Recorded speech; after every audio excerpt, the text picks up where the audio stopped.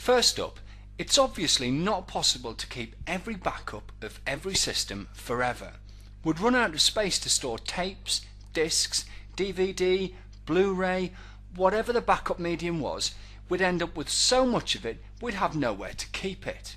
Not to mention the size of the database catalogue that would be required to keep track of all of the data that's been backed up.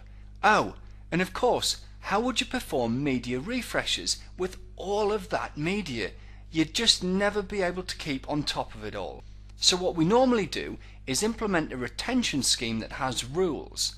Rules such as we'll keep incremental backups from weekdays, let's say for 4 weeks, then we'll keep full or synthetic full backups from weekends for 12 months, and maybe we'll keep full or synthetic full backups from the first weekend of each month, maybe for 10 years. That way we can restore data from any day within the last 4 weeks from our incremental backups, but if we need to restore data from longer ago than 4 weeks, then we can only restore it from a weekend backup. And if we need to restore from more than a year ago, then we can only restore from the backup taken the first weekend of each month.